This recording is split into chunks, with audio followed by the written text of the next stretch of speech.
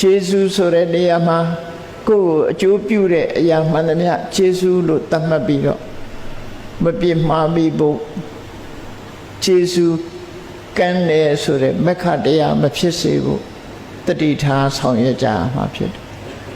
မေတ္တာပူဇာမိတ်ဆွေတွေရဲ့ဂုဏ်ကျေးဇူးကိုသိရှိနားလည်ပြီးကျေးဇူးတရားကိုသိတယ်ဆိုတဲ့ပုဂ္ဂိုလ်တွေဟာဘယ်လိုအကျိုးကျေးဇူးတွေကိုရနိုင်သလဲခြေနှက်လောက်တဲ့အကျိုးကျေးဇူးတွေကိုကိုယ်တဏ္ဍာမှာဖြစ်ပေါ်လာမှဆိုတာဟာမြေကြီးလက်ခတ်မလွယ်ဘူးဘာမှလည်းယုံမှတန်တရားဖြစ်เสียမရှိဘူးတို့တွေအလွန်ကံကောင်းတယ်မိကောင်းဆွေကောင်းတွေရဲ့ကျေးဇူးတရားကိုတို့တွေဟာဒီဘယ်တော့မှစော်ကားမော်ကားလှုပ်တာမျိုးမရှိဘူးဆိုတာမျိုးဒီတရားကိုနိုင်မှတ်သားခြင်းအဖြစ်ကိုယ့်ရဲ့နှလုံးထဲမှာရောက်အောင်လုပ်ဖို့လိုတယ်ဒီကနေ့ခေတ်မှာတော့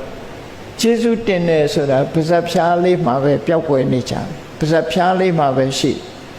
ရှင်တွေကပါကြမပါနော်ကျေးဇူးတင်ပါတယ်ဆိုတဲ့စကားလေးဟာပါးစပ်ဖြားရောက်နေတယ်ပေါ့အလွယ်တကူနဲ့ပြောကြတယ်ပါးစပ်ဖြားလေးနော်ပါးစပ်ကလေးနဲ့အခန္ဓာ lip service ဆိုတာမျိုးပစီပရမအလွယ်တကူပြောကြတယ်သို့သောယင်ထဲမှာ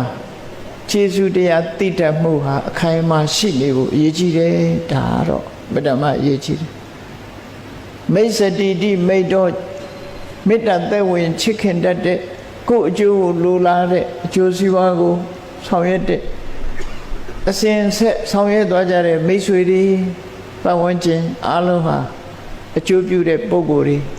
အဲ့ဒီပုဂ္ဂိုလ်တွေကိုမပြစ်မှားဘူးဆိုလို့ရှိရင်တိမိယဇတ်တော်မှာဘယ်လိုအကျိုးကျေးဇူးတွေရတယ်ဆိုတာကိုရှင်းလင်းဖော်ပြထားတာလေးကိုမှတ်သားကြည့်ကြရအောင်